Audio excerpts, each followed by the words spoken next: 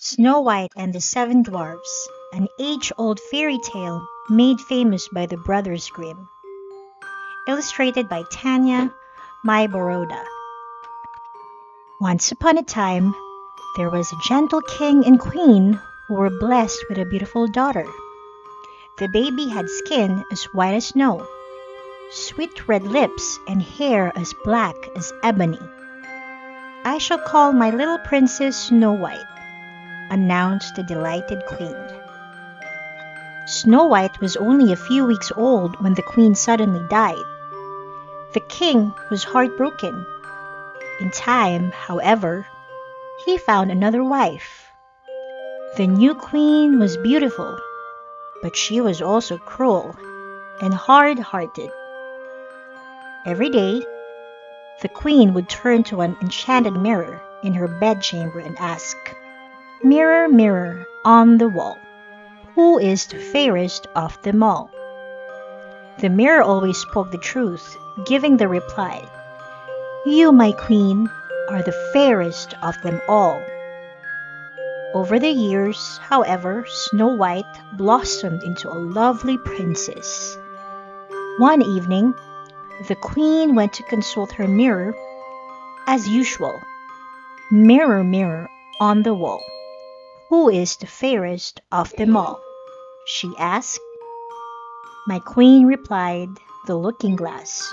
Snow White is the fairest." The next morning, the queen ordered her huntsman to take Snow White deep into the forest and kill her. The huntsman led the princess through the trees, but he couldn't bear to hurt such a sweet beauty. "Run far away," he begged. "If you come back to the palace, you will die." Snow White ran and ran. When the sun began to sink below the trees, Snow White came to a little cottage. It looked so snug and cozy inside. The princess couldn't resist opening the front door. In the kitchen, Snow White found a table with 7 little chairs. She tiptoed into the bedroom. "Look at those 7 tiny beds," she gasped, wondering who might live in such a place. She lay down on the beds and rested her weary head.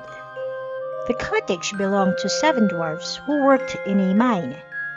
Deep below the mountains, when they come home, Snow White was fast asleep.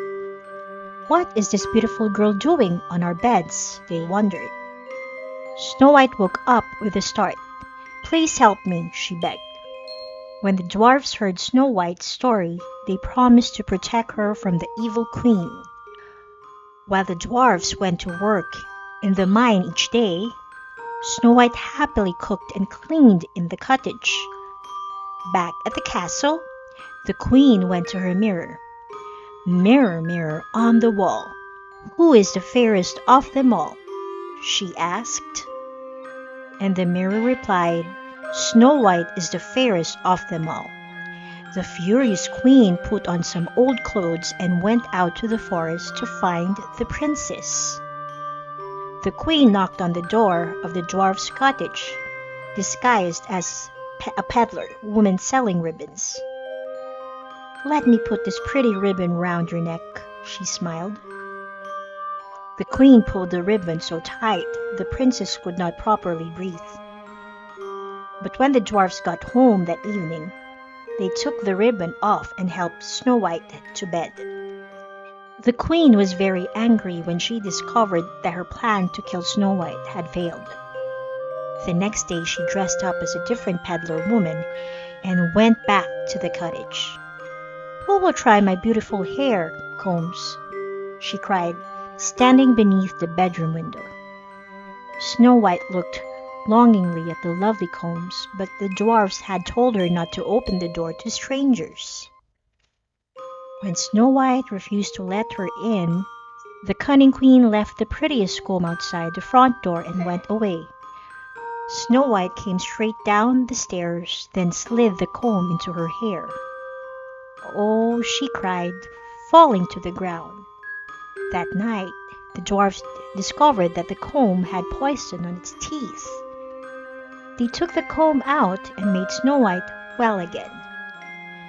The queen didn't go to her mirror for many months.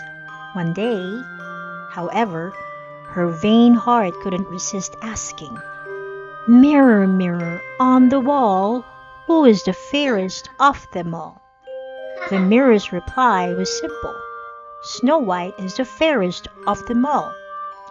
The angry queen stormed back to the forest. This time she disguised herself as a farmer's wife, tempting Snow White with a delicious-looking poisoned apple. As soon as Snow White bit into the poisoned apple, she collapsed and died. The dwarves tended to her all night, but nothing could save their beloved princess. No potion or tonic could bring Snow White back to life this time. The forlorn dwarfs placed Snow White in a glass coffin so everyone could admire her beauty. One day, a prince rode by. He fell in love with Snow White the moment that he set eyes on her. "May I take the coffin?" he begged. "I cannot leave her." As the prince carried the coffin over the uneven ground, he jolted the casket. Suddenly, the apple in Snow White's throat was dislodged. She opened her eyes.